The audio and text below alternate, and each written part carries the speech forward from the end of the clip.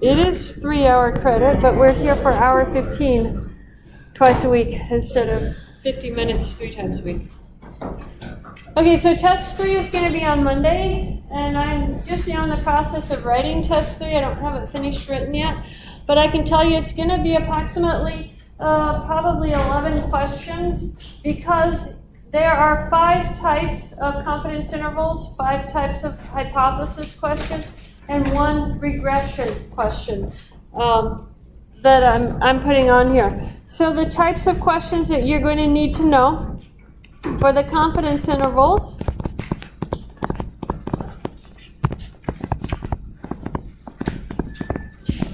you're going to have a confidence interval for means, a confidence interval for a binomial. So that's going to be P. A confidence interval for 2 samples dependent means.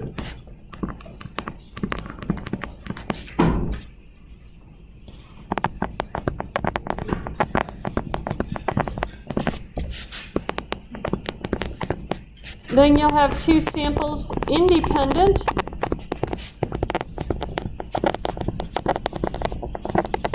And that will be on the means. And then you'll have 2 samples of binomial. So difference of means, dependent and independent, difference of proportions for your binomial. Then you have a confidence interval for just a single sample mean and a single binomial distribution proportion P. So that's your confidence intervals. You're going to have the same for the hypothesis testing.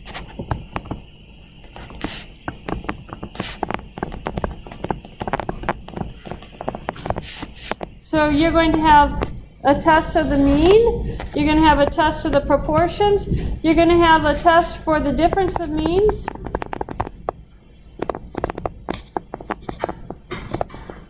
dependent sample, and then difference of means independent.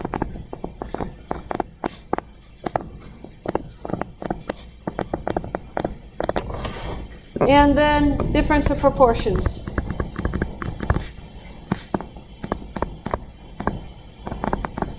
So it's the same set of information, it's just using a hypothesis test for it. And then you're going to have a linear regression. The linear regression is going to ask you to draw a scatter plot diagram.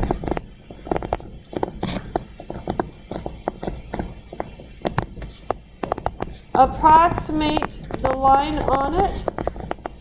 I'm not going to ask you to solve for the line because not everybody has a TI-83 or TI-84 calculators. So I'm going to ask you to approximate the line, draw where you think the line would go on it. I will ask you, if I will give you R. I will ask you to find the explained and unexplained amounts. Remember, the explained is R squared, unexplained is 1 minus R squared. Explained is equal to R squared. So I'll ask you for the percentage that's explained and the percentage that is unexplained. That's going to be your R squared and your 1 minus R squared. I will ask you, given R, if your correlation is weak, moderate, or strong. So remember, weak if it's very close to 0, moderate is around 0.5, and strong is going to be very close to 1 or very close to minus 1. So that's your range on it. So be able to determine if it's weak, moderate, or strong.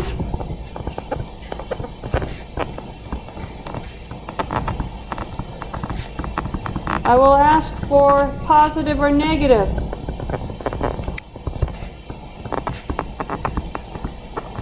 And that just comes from the sign of R. If R is negative, then you choose negative. If R is positive, you choose positive. And that's the information that I'm looking at with your linear regression. You aren't actually going to calculate R. It will give you R in the problem. And then you have to tell me what R squared is, whether it's positive or negative, medium, strong or moderate, based off of given R. The rest of the test on the hypothesis testing, if you recall, you couldn't do the p-value method with the charts for the student's t-distribution. So I will specify which method I want, and I will specify it so you can do it entirely from the charts. You will not need your TI-83 or TI-84 calculator for that. I am going to ask you to plug it into the formulas. So you need to make sure you know which formulas go with which sample test statistic. I will give you some values and ask you to find the area beyond it. I'll ask you, given this test statistic, find the p-value. And so that will be in a p-value method. You will use your standard normal distribution tables for that. So depending on which method I ask you to do, make sure that you can do all of them coming from the tables. If you want to bring your TI-83 and 84 calculators to check yourself, that is fine, but I am still wanting to see the formulas written down. I will give you the list of formulas. You need to know which formula goes with which question. I'm not going to tell you that part. I will just give you a list of formulas. Watch E-Class later today. That list of formulas should be up on E-Class. Either later today or tomorrow I'll get it up there. And you can work on the handout that I gave you based off of the list of formulas that I gave you. I haven't completely gone through the review to make sure that I have the traditional test with the t-distributions and the p-value ones only with the binomial distributions. I haven't double-checked that for sure, but you guys have access to your calculating devices to study for this test. Just know that on the test, you can do everything from the tables. I will make the key solely with the tables. So when you do the test, make sure you're using the tables because then your numbers will match up.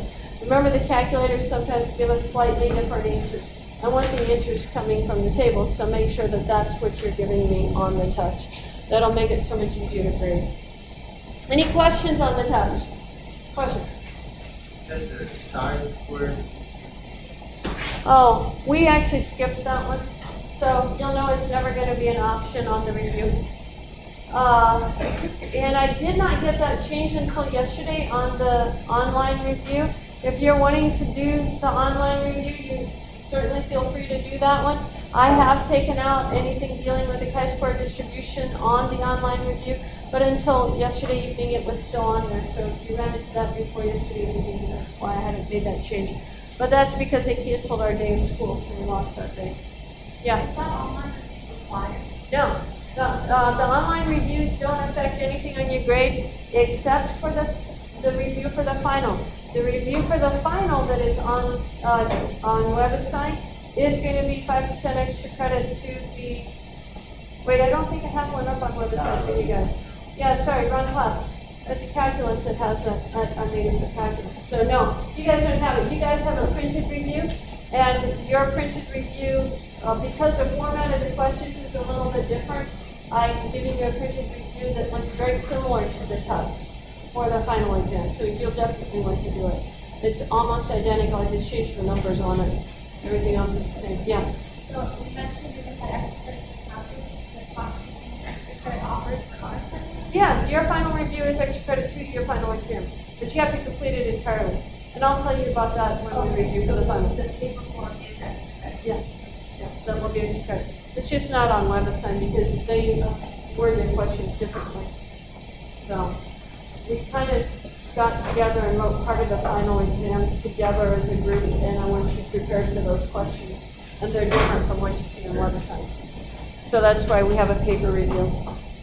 Okay, that is the review for this test here. If you have any questions on it, or you want to start working on it, that's fine. If not, you're more than welcome to leave. The test is on Monday. Remember, you have to take the test even if you're sick. We don't have a makeup test anymore. We skipped our makeup test day. So we have to take the test even if you're sick. Everybody has to show up for this test. Review for the finals Wednesday next week. And don't forget